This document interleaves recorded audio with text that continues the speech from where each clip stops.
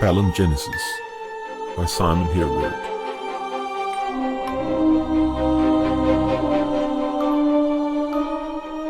Book 3, Heart of the Sear.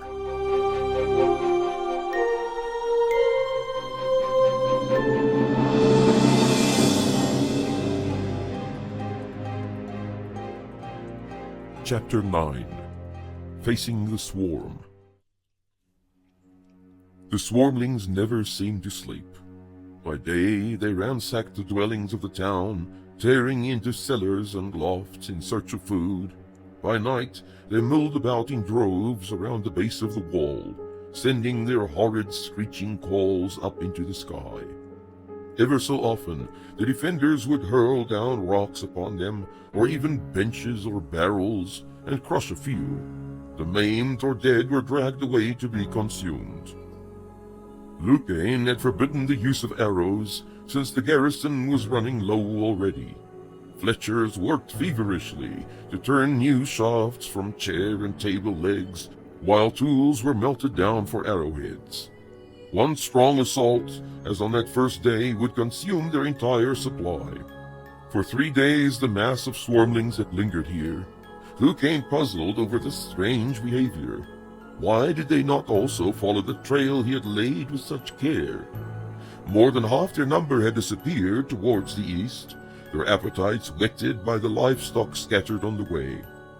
Yet these brutes remained, as if they were sufficiently sentient to outwit the men of Belruth.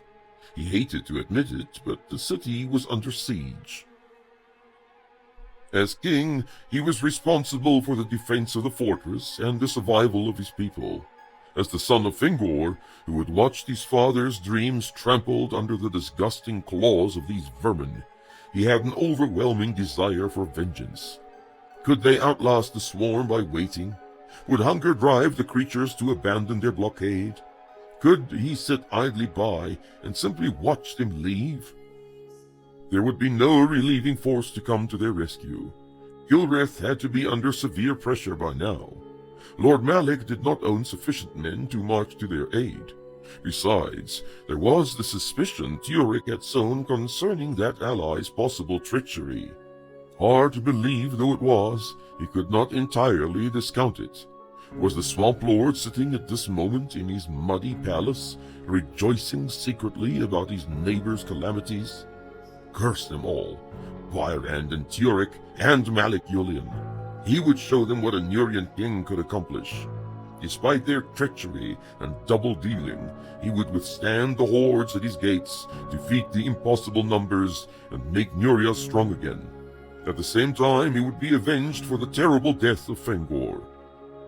The creatures had to be worn down and destroyed in detail. In the early morning he would lead his sortie through the southern king's gate and surprise the looters among the cottages of the town. His men would destroy as many creatures as they could before pulling back to the safety of the fortress. The party was assembled before dawn. He looked them over, these last soldiers of the Nurian host. On the walls remained a token force, the poorest of his defenders, bolstered by kitchen boys and washwomen, to give the appearance of numbers. If the swarm would attack with full force, no doubt the walls would be carried, but he would take the risk. 100 men armed with bows manned the gatehouse and adjacent walls. If the assaulting force was in danger of being overwhelmed, these had to drive back the enemy and allow their fellows to escape to the gate. 40 more, some of his strongest soldiers, remained just inside the gate. They would have to hold off the assault long enough for the Nurians to regain the inside of their fortress without letting in the creatures. Lucain would lead the sortie himself. His fingers trembled as he gripped the hilt of his blade. The eastern sky paled at the approach of the sun. He looked up at his watchman on the wall. The signal was given. There was movement among the buildings outside. Lucain gave the word. The great wheels began to turn. The cables tightened. The heavy gate lifted. Silently, swiftly, they rushed over the open ground towards the burnt structures ahead. 100 yards, 200, 600 men and youths behind their king, surging forward courageously. But courage alone could not avail them against the horde. Before the dwellings were reached, a horrendous screaming rose from the shadows on all sides, tearing at their nerves, destroying their resolve, convincing them that there would be no surprise to aid their attack. Lucain could smell the fear around him, mounting to panic even before the enemy was properly in sight. He saw the movement of multitudes on the edge of his vision, closing in from east and west, rushing to cut off their retreat. It had been a mistake. The sortie was folly. He had to turn his men back before it was too late. He shouted above the din of the swarmings. Turn back to the castle. The sergeants took up the cry, too eagerly, relief evident in their voices. The men turned and ran for their lives, giving no thought to formation nor rear guard. From the wall, the archers loosed their precious shafts in a futile attempt to hold back the surging horde, suddenly closing in on their prey from everywhere. Among the structures of the town, more and more spindly figures appeared, eloping forward in eager clumps. Lucain watched as the gap between the oncoming beasts and his fleeing column narrowed. The panic of his men spilled over into him, drowning his anger. He was convinced that he would not escape with his life from this calamity, into which his rash action and loose temper had driven him. The enemy was too swift, too close. The Nurians would be forced to fight their way back to the gate. Already, the sprinting had left them short of breath. Lucain screamed for the men inside the gate to prepare themselves. It was not necessary to instruct them. The metal grille was raised, with several of their number standing at the ready outside and in. 30 yards short of the gatehouse, the first swarmings grappled with the running men. Lucain shouted for them to move on. Fighting would not avail them now. More enemies joined the fray, dragging at their flanks, slowing their progress like limpets on a barge. Everyone was shouting now. The men at the gate urged them on with fearful encouragement.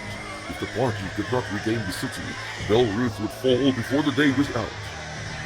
The first runners reached the gate and passed through, yet men were going down, overwhelmed by the masses pressing in. Lucain felt a clawed hand gripping at his cloak. Despite his instructions to keep moving regardless, he turned to swing his blade at the attacker, severing an arm. Two more leaped over the stricken form to lunge at him with their hooked arms. He parried and struck again, viciously, desperately. He glanced back at the gate. All but two of his men had moved on. Figures were closing in to cut him off. Fear gripped his throat. They were going to tear him apart like Fingor. He set out for the gate again, screaming, swinging wildly, about him the ripping claws and fangs of the blood-mad beasts. 10 yards remained, but it might as well have been a mile. He was locked in their wicked embrace and felt the quick, sharp pain as his armor was pierced. Shouts rose up around him. There were men now, men from the gateway, struggling to drag him through to safety. He was moving, somehow still on his feet, amidst the hissing, snarling press. They cut the ropes as soon as the last man paused under the grill. It slammed down, crushing the bodies of two swarmlings underneath. The wrestling group lost their footing and toppled over. Within moments, the beasts still holding on were dispatched. Before the blackness took him, Lucain had the smell of fresh soil in his nostrils, and the close, heavy breathing of the soldiers of Belruth drowned out the alien screams of the frustrated horde outside.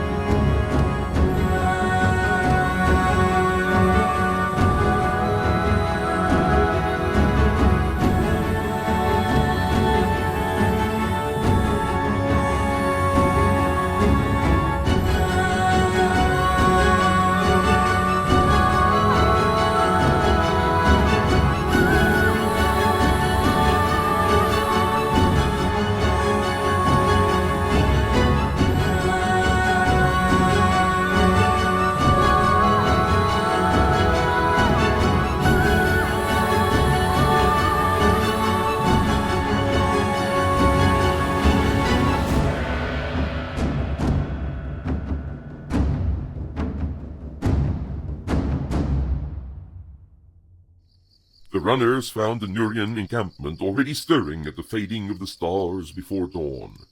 Fires had been lit for the morning meal, and men stood about them in twos and threes, rubbing their hands together. The morning dew glistened on stacked spears and tent supports, leaving pearly decorations suspended from the anchor lines. The blue smoke rose in thin columns to hover over the silent scene. Garrelane was barely awake, sitting in his shirt sleeves in front of his tent. It was a fresh morning, and he shivered involuntarily, thinking of his warm bedroll. The sun was rising to announce the start of the 9th day of their vigil on the road to Belruth, and he was growing restless. Byran's host was encamped in a strong position, atop the brow of a low rise, over which the road meandered lazily. A narrow defile between densely wooded slopes afforded the only access from the east, while the open ground on the rise itself allowed for swift maneuvering. His interest suddenly aroused, Gary watched the running figures slow as they made their way up to the camp. News at last. He tried to decide whether they were taking their time or whether they were worn out from running too swiftly. If it was the latter, the news would be urgent and worth hearing.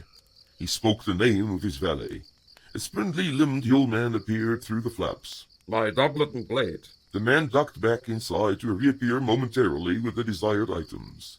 Garrelane rose to his feet and placed his arms in the sleeves of the heavy garment. He stood for a moment to let the servant tie the laces and toggles. A leather scabbard on a broad belt was buckled round his waist. The blade was extended to him, hilt first. He gripped it carefully, weighing the solid length in his hand before sliding it into the sheath.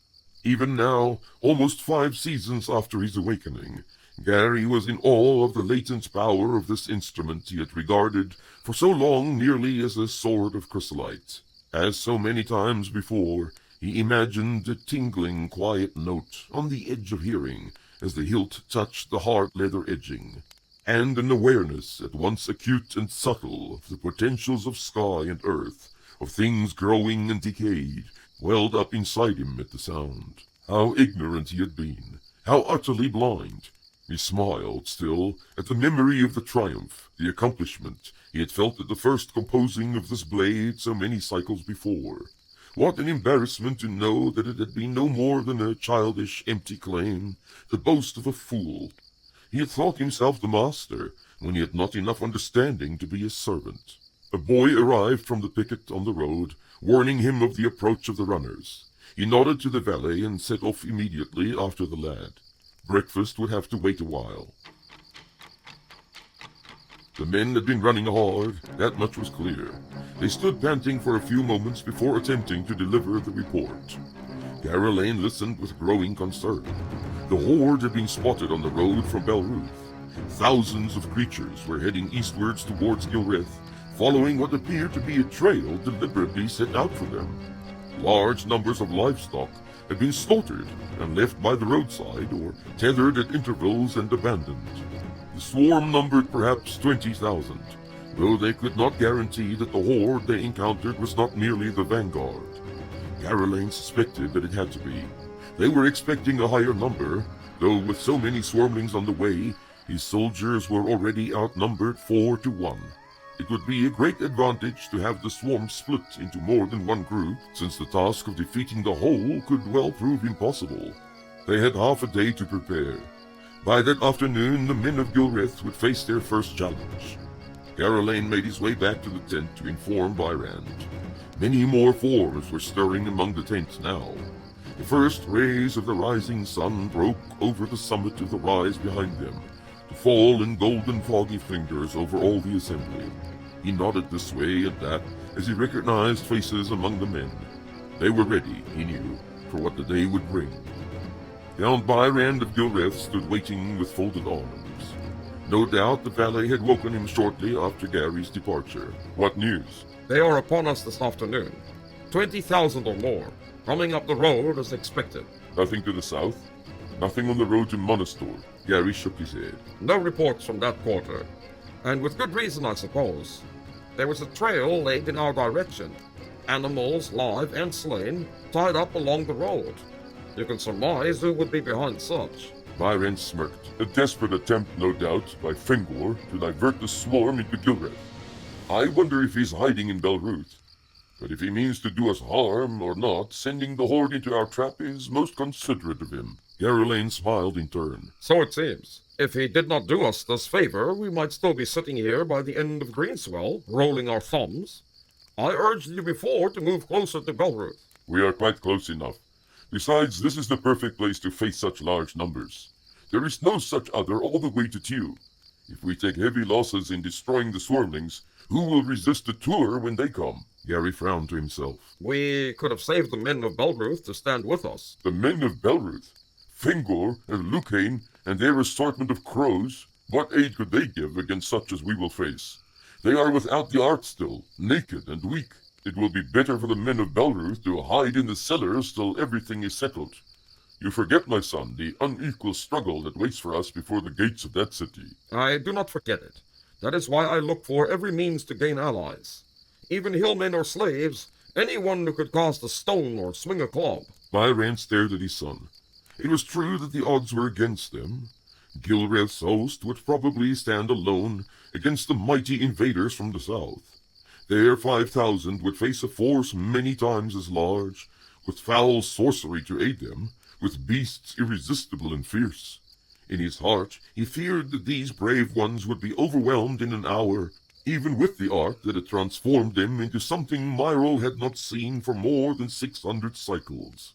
But he would not speak these fears to anyone, least of all Garrulaine. Come, break your fast with me.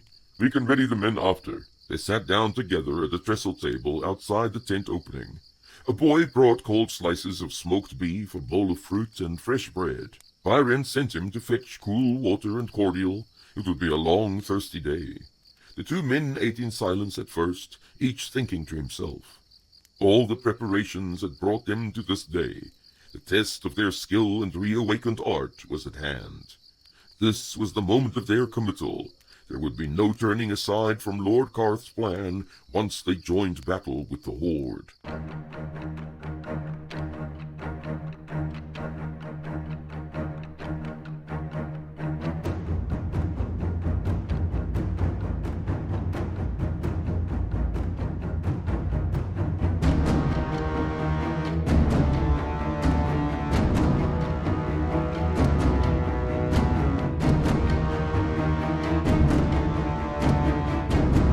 Byron wiped away the juice of a peach with his napkin.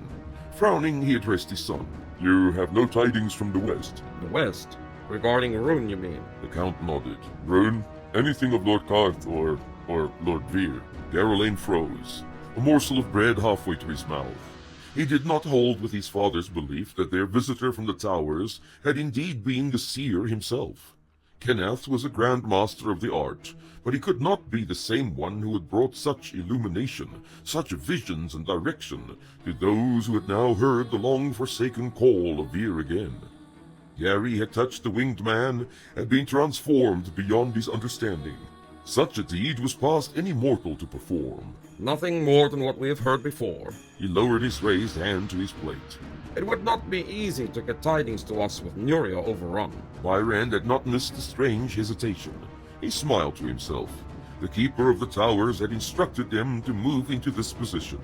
Even without Karth's support, or that of Aaron, Gilreth's forces would remain where they were. Yes, and march forward to the confrontation at Belruth. Once he had recognized the one behind the mask of Kenneth, there remained no doubt in his mind concerning the deployment of his men. No one would have as much intelligence as the Seer if they employed 100 spies in Terrallen. Gilreth's contribution would be utilized at the most opportune moment and location.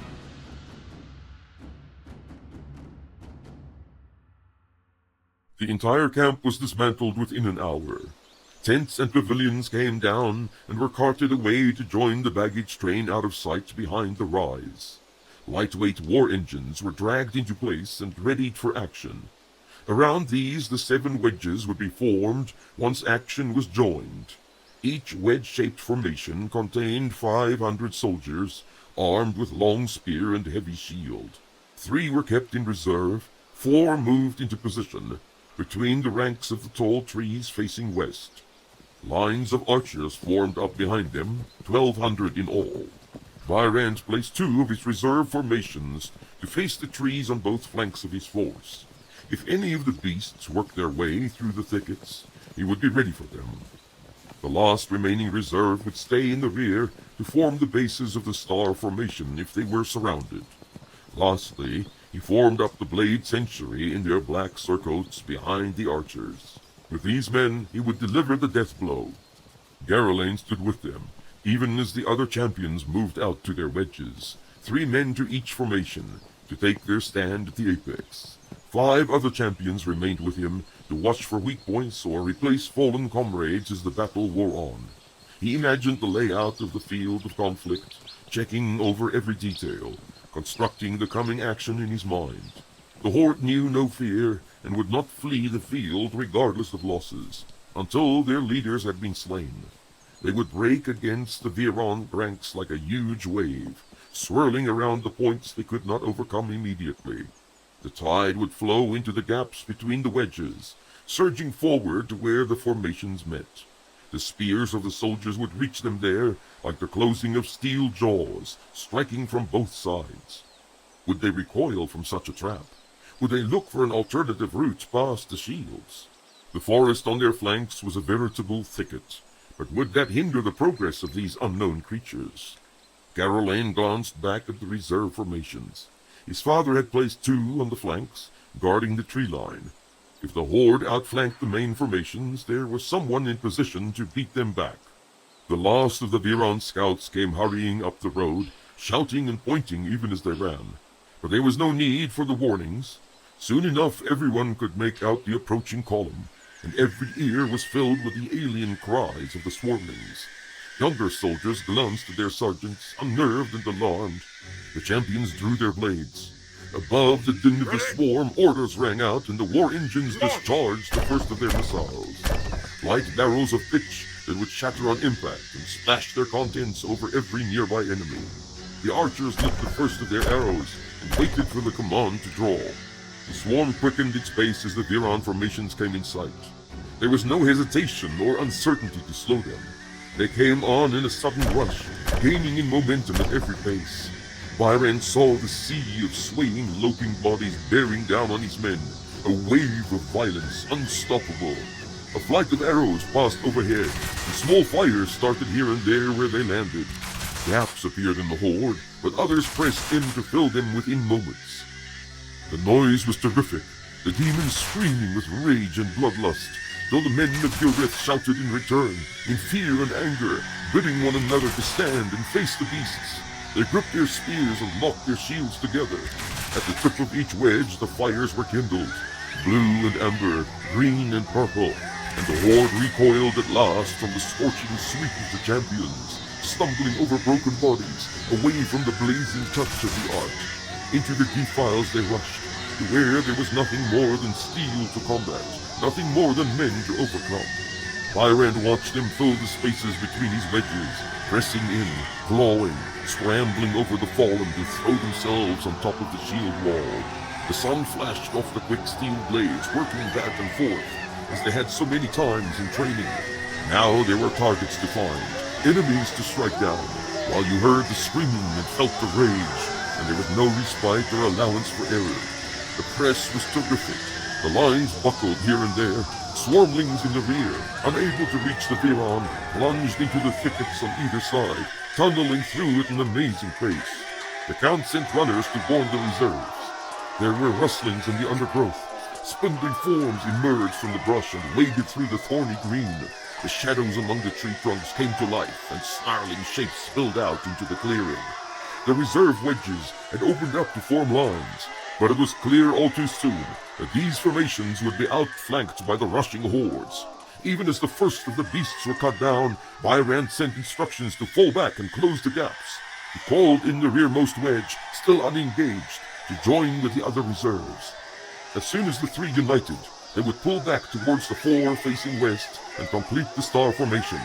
It meant that the war engines would have to be abandoned, that the swarmlings working their way round to the east would gain the high ground, but the greatest advantage to be gained was for the formations to join up, thus protecting one another's flanks and rear.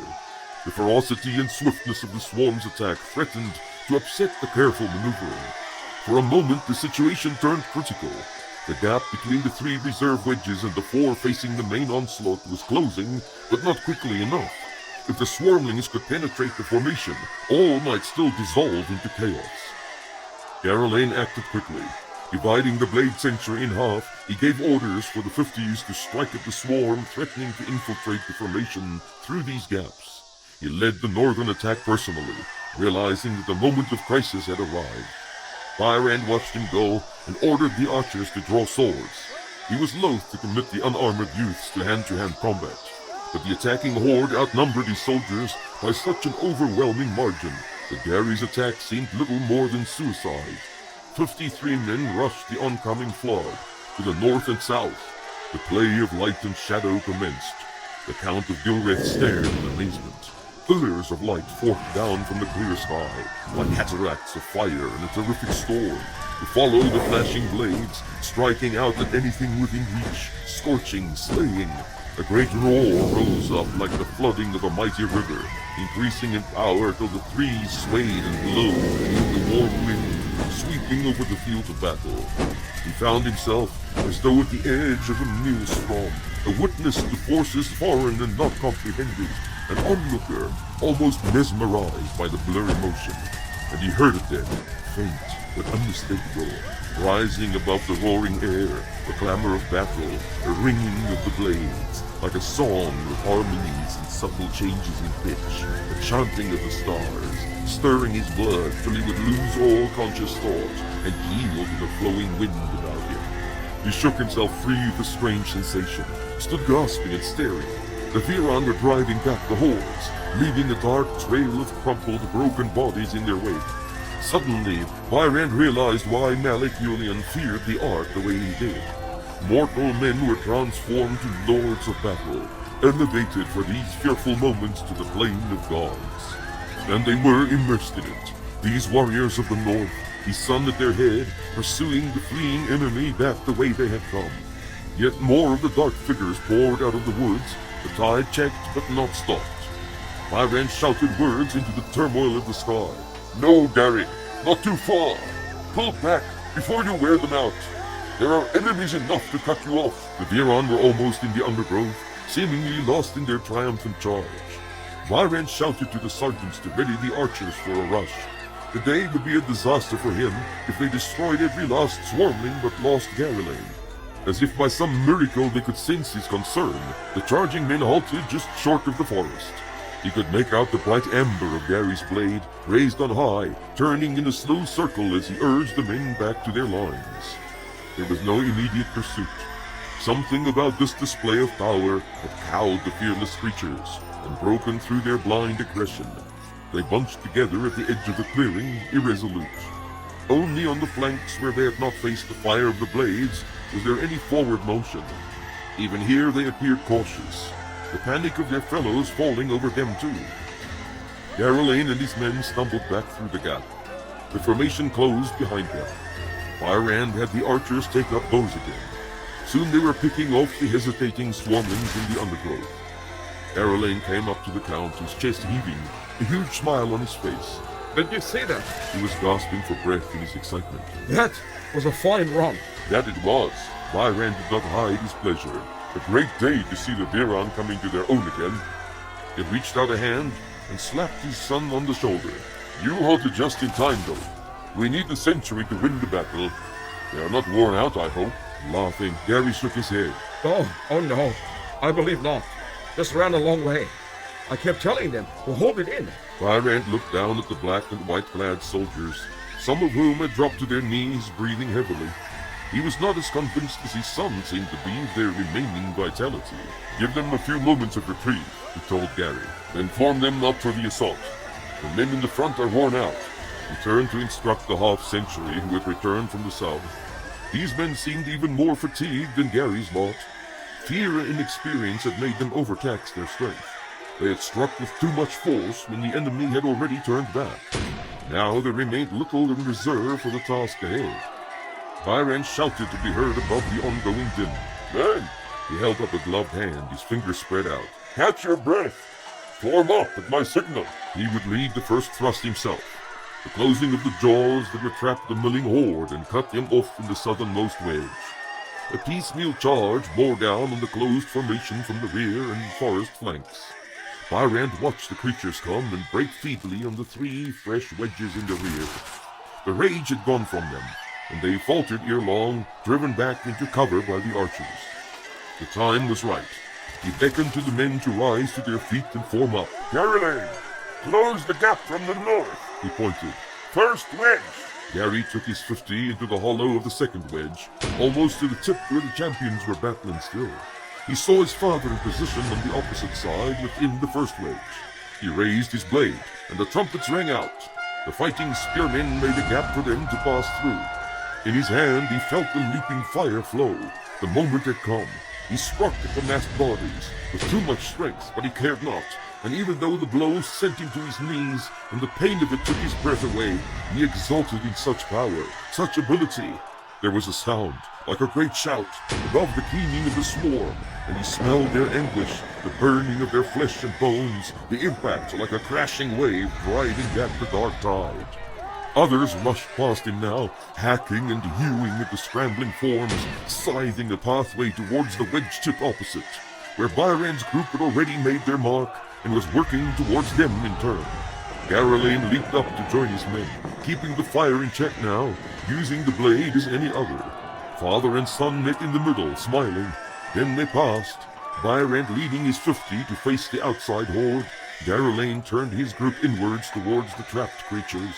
Again the trumpet sounded, and the shield wall advanced, closing like gigantic jaws on the beasts between. These soon ceased their fighting and milled about, searching for a route of escape. A hoarse cheer went up as the Viron shield walls met. Not a creature survived between. The blade sentry pulled back into the star formation, and the Viron went back to their lines. Slowly the killing ground opened up again as the ranks retreated. Swarmlings streamed back into the gap they left behind.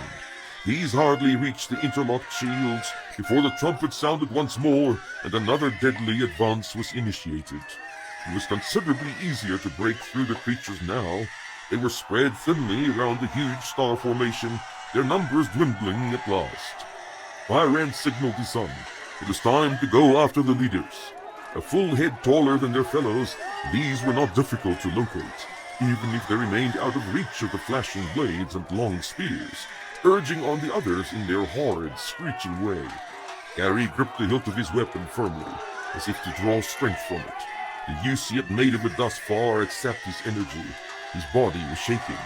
The men next to him showed signs of fatigue also, in mind and body, their tired eyes fixed on him. We're going after the leaders, He shouted to them. Stay close and watch my back. There were nods all around, and faces set in grim determination. They would follow their captain into the jaws of death. Every man knew that these were the final stages, and if they played their part, the battle would be won. Gary singled out a brute among the swarmlings, towering over his fellows, his huge mouth agape with violent, wordless shouts. The press of bodies, perhaps 30 in number, clamored against the bulwark of the Viron shields between. Garrelane touched the closest soldier on his shoulder, and shouted once more above the noise. Let us through! The man waited for the next beast to fall, then reached forward to drag back his fellow in the front line.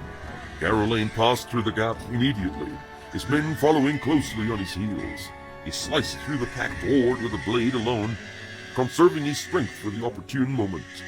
The Viron moved up to support him, fighting off the swarm closing in about them.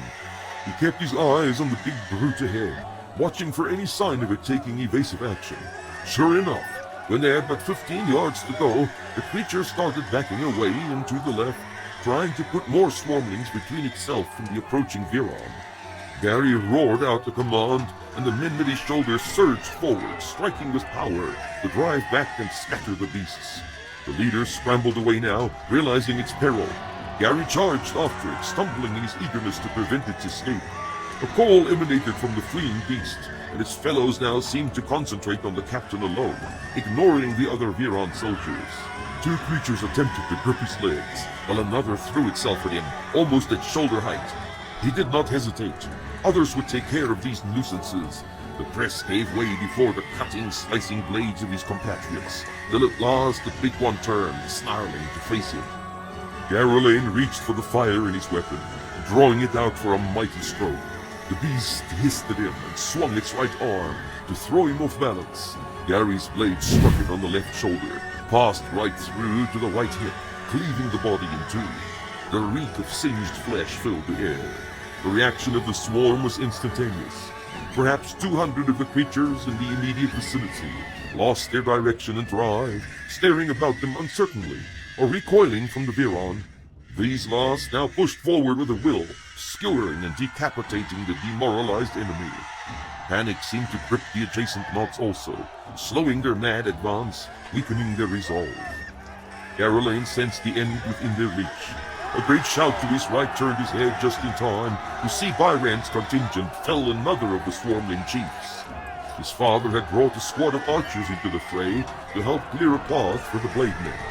Making use of the art without experience in limiting its demands had fatigued the fighting men before the anticipated time. It was fortuitous that Gilgreth's host was not facing the hordes of Malik Yulian this day. Such lack of restraint would cost them dearly in a match with a more numerous and subtle opponent. By this time, the wage formations themselves were taking a heavy toll also.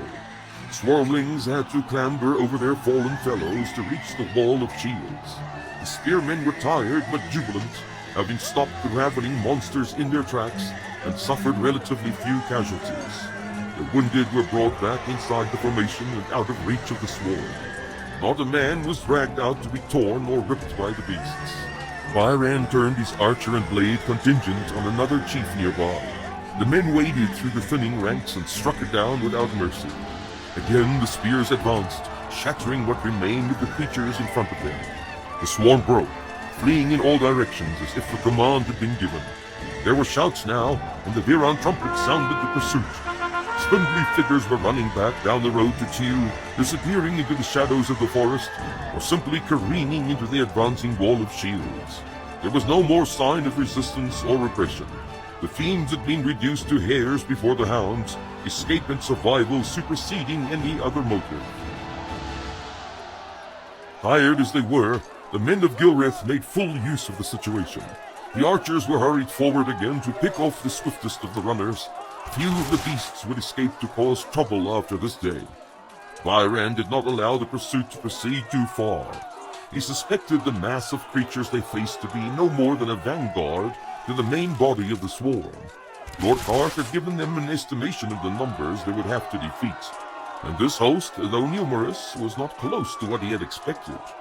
Of course, there might be a large contingent still threatening Belruth, or it could be that the cities of Ligerium and Nuria had proven to be greater obstacles than supposed and taken a heavier toll.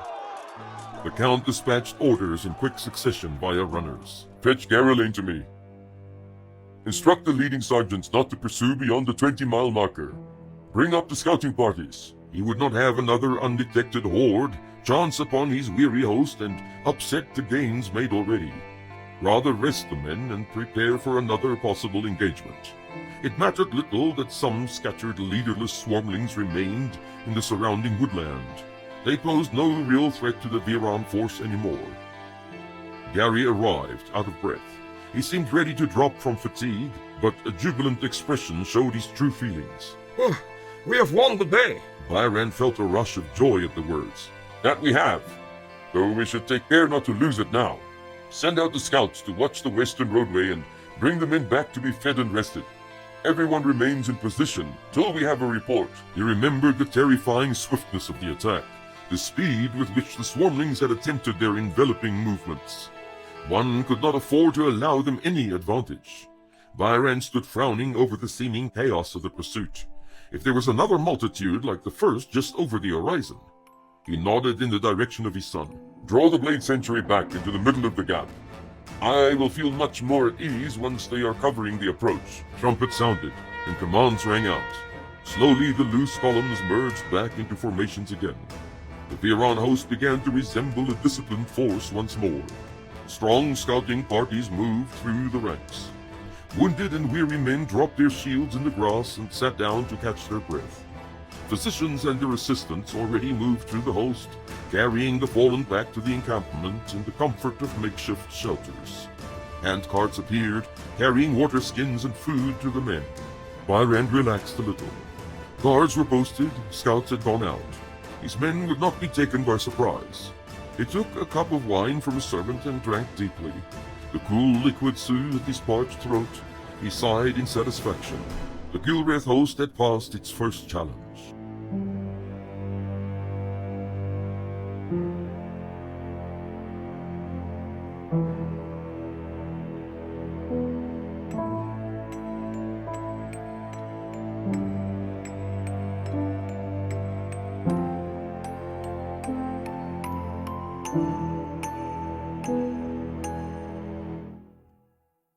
The column of refugees, some 200 strong, left the city of Amherst that very evening.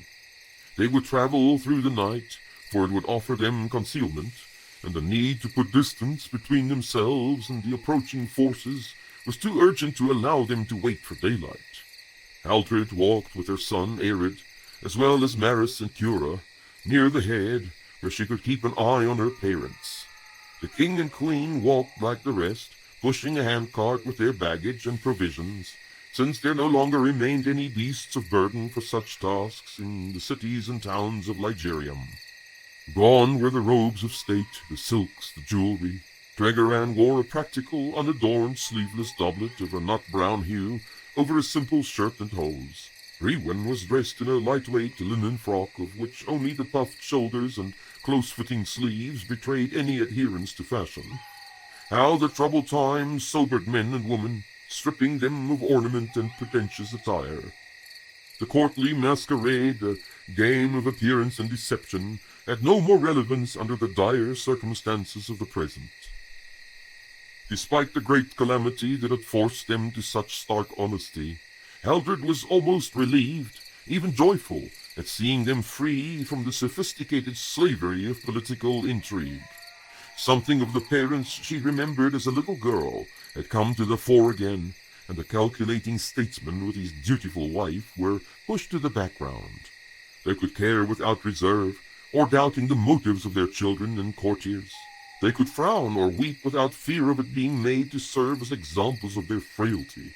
No gossips whispered together whenever the king glanced in anyone's direction. The hands that reached out to help or comfort had no hidden desire for reward or the gaining of favor behind them. It was a long, exhausting march through the darkness along the road to Duraco and the coast. There were few complaints, however, since the survivors counted themselves fortunate to be alive and forewarned of the threat advancing upon them. Even the children kept up a steady, dogged pace, many of them remembering the pursuit through Lysan and the close calls when entering Ligerium. Hekan Sear's men had proven themselves merciless and eagerly aggressive. By first light, a messenger from Melvor caught up with them. The youth reported that the enemy had camped for the night perhaps half a day's march south of Amherst. The leading force numbered about 200 and were lightly armored for moving swiftly. The captain hoped they would delay long enough in the city, looting and pillaging, so that he would not have to engage them in an effort to occupy them there. The force was too strong to hold off for long, and involving his poor soldiers in such a fight could well cost them dearly. Haldred remembered the swaggering raiders all too well. She had witnessed their ferocity and brutal tactics at close quarters. They were hardy fighters, used to combat and swift maneuvering. Once drawn into a scrap with those villains, it would not be easy to escape. Nevertheless, it was a relief to know the enemy was more than a day's march behind them. On Assar's prompting, the column halted for a much-needed rest. Tregoran was for pushing on till evening, but the old merchant soon convinced him that it would be better to let the worn-out children sleep till afternoon and set out once more under cover of darkness. Haldred joined her little group to her father's. She helped Rewin with preparing the meal, despite Cura's protestations. It somehow seemed ridiculous to her to assume the role of pampered princess once more. She had not fought and struggled her way through the city of tents and the breeding caverns of the waste, to sit back and be waited on while the danger was still so close. Something of the sentiment had to have shown in her expression, for she observed a quick smile when a Sear caught her eye. She could not help smiling in return. They sat in a companionable circle among the rushes on the side of the road, the former king and queen sharing their meal with urchins from the streets of Breck. There was little conversation, for all were weary and concerned, running from foes they could not face, for reasons they did not comprehend. Tregoran remarked on the way ahead whether the Racco would be a safe place to wait for Melvor and the rest. Haldred was for pushing on to Arius without delay as they had agreed. Her father nodded quickly, not even waiting for her to elaborate. Haldred frowned at this reaction. The old king had acquired a new habit of late. He seemed eager to agree with anyone who would venture a second opinion, as if he had lost all confidence in his own judgment, and would not risk following his own thoughts. Sear cleared his throat. He had noticed it also. Again the old merchant and the princess exchanged looks, though this time there was nothing to smile about. Despite the fatigue of mind and body, Haldred slept fitfully. She woke with a start when Cura touched her, confused still and soaked in perspiration. Only fragments of bad dream remained in her memory, though, and she felt refreshed and ready for the journey ahead. They could travel till well after dark, since the road was wide and impossible to miss. At least they did not have to work their way through thick undergrowth or along goat paths in the mountains as in Lysan. Everyone seemed eager to be moving on. The carts were packed and readied in moments. The long column drifted onto the road. At the head of it stood Tregoran, his shoulders drooping, looking back at Sear as if he was waiting for permission to proceed. The merchant made a show of it, bowing low and waving his feathered hat at the king, conjuring a smile from the nervous travelers around him. The march was resumed. There was little progress during the afternoon, compared with the day before. Everyone now appeared tired and listless, having escaped the immediate danger behind, and there being no prospect of safety and comfort ahead. Looming over all was the certainty that somewhere up the northern road the destroyers were still wreaking havoc. As much as they desired to escape Hekan's men, the fugitives feared greatly an encounter with the beasts they had seen perform such terrible things. Tregoran kept them going through the night until well after daylight, this time with Sear's support. The merchant realized that they would have to make a supreme effort to keep ahead of the pursuing bandits. A gentle Genesis rain drove them into shelter well before the end of the morning watch. Despite the reassurances that they were out of reach of the raiders, the huddling group seemed increasingly uneasy and apprehensive. Where she rested her back against a sturdy tree, Haldred sensed it also, a growing nervous tension that made her look about her furtively, down the road they had come, but also among the dark trees of the encircling woodland. What would they do if there were swarmlings close by? How could they be sure that all the horrid creatures had passed on to Varys in the north? With Melvor and most of the fighting men gone, she shuddered to think what would befall the refugees caught here in the open. She slept fitfully, dreaming of the breeding caves at Frane's Point, waking more than once to escape the fearsome dark. Cura woke her in the late afternoon, bringing her a morsel to eat for the road ahead. Haldred was suddenly glad to have the girl with her. She was a fellow sufferer after all, someone who had lived through the terror of Hekan's camp and the swarmling caves. There was understanding and sympathy in Cura's eyes when Haldred started at her touch and brought up an arm as if to ward off an attack. They shared a quick, nervous smile. Another night march brought them to the outskirts of the Racco. The walls of this large town had long since fallen into disrepair, and it had been easy prey for the marauding swarm. With no warning before the attack, the townsfolk had been overwhelmed in hours. Only a few managed to flee down the road to Arius or into the forest. Haldred felt the apprehension knotting her stomach as she regarded the empty, gaping doorways of the first dwellings. The morning mist still clung to the ground, making it impossible to see beyond the cottages lining the road. The creatures had been here, that was all too clear. The evidence of their violent passage and the futile resistance of the townsfolk littered the ground everywhere. There were no bodies, though, of animal or person. As before, the same mad haste still drove these monsters ever onward. An inn appeared ahead, just outside what had been the main gate many cycles before. Haldred remembered the site of it well. She had stayed here several times on her journeys to Amherst and back to Aruis. The crystal cup was named for a magical item from ages long before, guarded securely in a cage of iron in the large common room. Its owners claimed it to be fashioned from chrysolite, an heirloom from the glory days before the War of Annihilation. If one were to imbibe wine from its sacred round, one would be blessed with long life and prosperity, even good fortune in love. Those who could afford it took advantage of such an opportunity, often in secret, while those who could not scoffed at it as an obvious fake brought from Fenvale to dupe the honest folk of Ligerium. Fake or not, it had caught Haldred's attention every time she was at table here. She had not had the nerve to try it for herself, convinced that it would expose her to gossip and ridicule. Why would a princess of the realm be in need of charms to increase her wealth and happiness when she was married to Julos of Estium? Suddenly overcome with curiosity, Haldred stepped out of the marching line and pretended to busy herself with her shoe. When Kira and Maris stopped beside her, she waved them on, pretending impatience. They hesitated to leave her behind, even when she ordered them to continue. She waited till the mist had swallowed them up before slipping through the tall, unhinged gates of the inn. Quickly she passed over the wet flagstones to the heavy doors, now standing slightly ajar. All was silent in the semi-dark of the interior. The shutters had been left in place, perhaps in an attempt to keep the swarmlings out.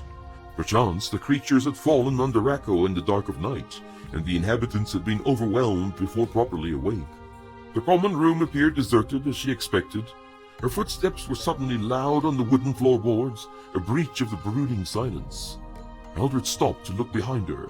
Had she heard a noise? Broken furniture littered the floor in the center of the room. There had been a struggle here, though she could not make out any bloodstains or ragged remains to suggest that the swarmlings had dragged away their victims. Her shoes crunched on broken glass, bringing her up short. Instinctively she glanced up at the wall cage. Its hinged door swung open wide, the contents missing. Haldred crouched down to examine the fragments on the floor. The base and stem of the supposed chrysolite cup lay among the shattered pieces of the round. Perhaps a looter had dropped it here, only to discover it was made of fragile glass. A wry smile touched her mouth. How fitting it was, compared to everything Ligerian. All their dreams and hopes were based on falsehood and deceit, their security and illusion so easily destroyed. She could not even feign disappointment at her discovery. A faint moan reached her ears, giving her a violent start. Something was alive in this tomb-silent place, alive and perchance aware of her. The sound was repeated, a little louder this time. It had come from inside the inn, perhaps one of the guest rooms. Haldred brought her hand to her mouth. She was not armed, and even if she were, there was little chance of fending off a lingering swarmling by herself. Yet the sound was distinctly human. It could not be one of those monsters making it. There was someone hiding here, someone who needed her help. She waited a few moments to gather her resolve. How strange it was that one did not grow more courageous as one faced danger after danger. Her nerves had to be strained to the limit. Even this relatively harmless situation had her wanting to run away screaming. What would her people think of her if they could see her cowering here instead of helping a wounded man? She rose to her feet. There was no sound now, but she had a good idea from which direction the moans had come. A hallway led off the common room to the guest rooms on ground level. At the end of it was a stairway leading to the more opulent rooms on the second floor. Haldred proceeded with caution, taking care not to stumble in the half-dark. She peered round the doorframe to ensure the hallway was deserted. Nothing moved that she could make out, though the windowless space was considerably darker than the common room. Something lurked in the shadows, waiting for her to step closer. For a paralyzing moment she was back in the cave at Frane's Point, where the shadows were filled with eager eyes and sharp claws. There was a pool of darkness behind the stairs her gaze could not penetrate. The moan, much louder now and closer, made her pull back into the common room, breathing quickly. "Keep your nerve," she told herself. "You are in no danger." The sound was certainly that of a stricken man in dire need. Her mouth set in determination, she stepped out into the dark. With her back to the stairs, she proceeded down the hallway. It was carpeted with animal skins and masked the sound of her footsteps. The hallway turned to the left, and as she followed it, she noticed a dull glow emanating from behind a slightly open door. All her instincts told her to leave the inn and find help. What remained of her pride forced her to the opening. She would wait for another moan and then take a quick look. Haldred glanced back over her shoulder, though she could hardly make out anything in the dark. Her heart was racing. She took a deep breath and let the air out slowly. The moan startled her again despite the fact that she was expecting it. Silently, she pressed into the opening and peered through. The soft light of an oil lamp played over the scene. A man was lying slumped over the bed. He was badly hurt by the look of him, his linen shirt soiled and torn over a deep gash in his shoulder, and one of his legs ripped and bloody. His eyes were closed, though he did not appear to be asleep or unconscious. In his right hand he gripped a large axe. With a little shock she recognized him. He was the innkeeper's son, a burly man of great strength, yet gentle as a lamb. Some said he was slow of wit, but she always found him helpful and kind. She could not recall his name. Haldred spoke softly, so as not to startle him. Do you need help? His eyes flickered open at once and fixed on her unbelievingly. She repeated her offer, stepping into the room. Do you need help? The man rose up, groaning loudly, but she motioned to him to remain where he was. At this he seemed to understand that she was real, and he discovered his voice. "Is it gone?" The eyes pleaded with her, wide with fear and horrid expectation. Haldred looked behind her at the open doorway nervously. Nothing stirred. Is what gone? "The beast. I struck it." He raised his axe. "And it crawled away. But I know it's waiting out there, biding its time." Haldred felt the lurking fear break her pretense of resolve, almost robbing her of motion. She knew what this beast was. She remembered the frenzied ferocity, the claws, the terrible left arm. She had marched herself into a trap. Perhaps there was time still to escape it. We have to leave this place. There are others with me, outside. Can you walk? A noise outside in the hallway made her spin round to face the door. The man rose up on his elbow, his face contorted with terror. Haldred backed away till she was level with the bed. Her knees felt weak, her breath came in gasps. To her shame, she hoped fervently that the creature would attack the wounded man first and give her an opportunity to run. Ironically, this cowardly thought spurred her to action. She grabbed the folded bed cover from the foot of the bed and shook it open. Signaling the man with her eyes, she stepped quickly behind the door. The monster made no sound as it entered. It came straight at the man in a murderous rush, its claws scraping on the wooden floor. Haldred had time to notice its dangling spear arm, useless and broken at the elbow where it had been struck with the axe. As swiftly as she could, she closed up from behind and cast the cloth over the beast's head. She grabbed hold of it, pinning its limbs to its body. There was a scream of surprise and rage, high-pitched and loud. She held on in desperation, trying to ignore the revulsion and fear rising up in her. The swarmling was impossibly fast, and fought with animal strength. But for the broken arm, it would have struggled free of the cover in moments. Even so, Haldred felt its claws raking down her side and received a fierce blow on her jaw that threatened to dislodge her entirely. She kept her hold for a few moments, but the pain made her relax it sufficiently for the convulsing bundle to slip free. It staggered wildly, stepped on the hem of the cover and toppled over. Almost instantly the heavy axe came down on it, again and again, though the screeching ceased and there were no more signs of life. The man dropped his weapon and sat down limply on the bed. Haldred felt a sob escape her. There was a small cut in her lower lip and she could taste the blood. Her arms quivered still with the exertion and strain. They sat in silence, breathing heavily, till a distant call made them look up. Voices at once familiar were calling out her name.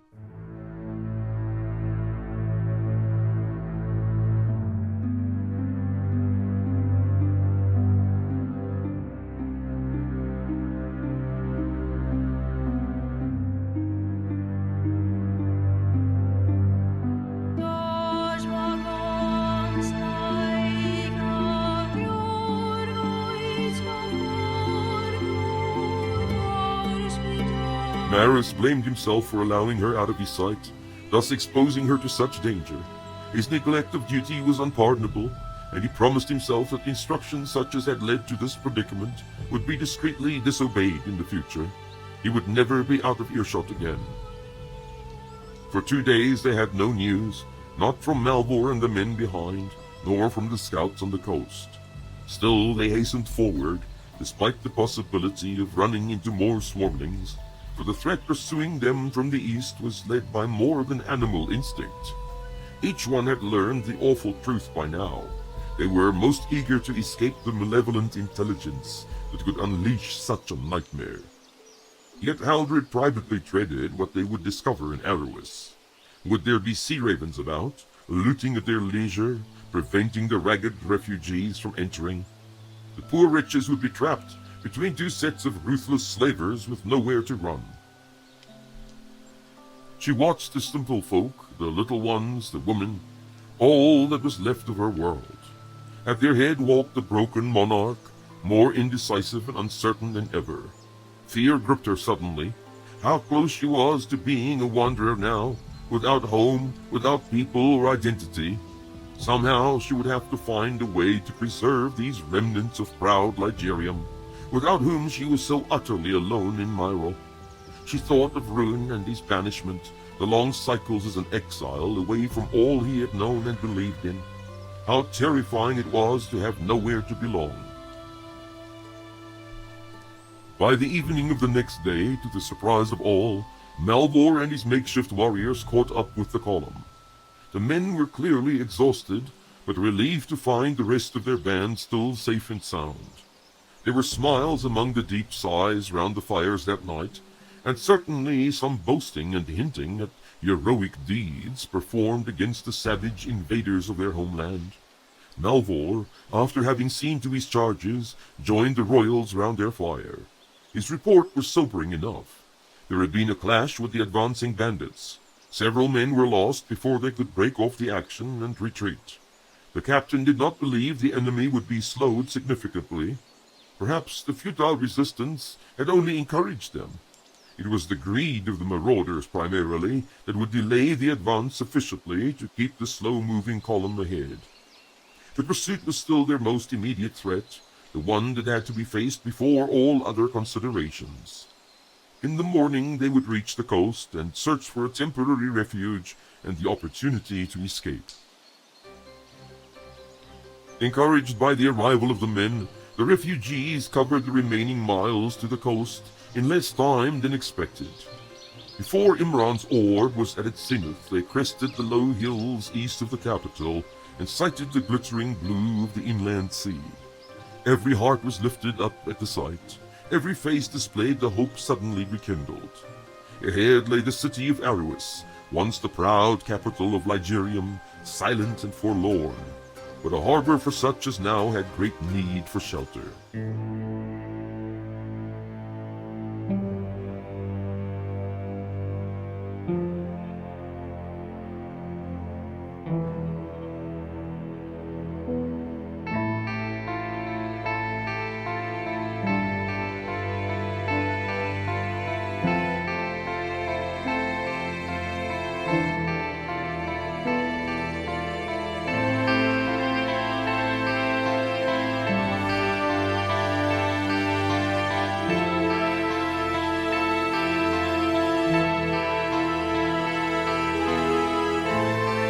Evrain found himself carefully optimistic. For the first time since he had seen the open aggression of the Sea Ravens against the Aronite battle fleet, he felt as though they were not merely reacting to unfolding events, but could take the initiative. There was no immediate threat that had to be dealt with. There was space for planning and careful consideration. He spent the morning in the company of the king and their allies, discussing a course of action for the coming days of crisis. Lord Kael was for using the portal, allowing them the swiftest passage to Nuria.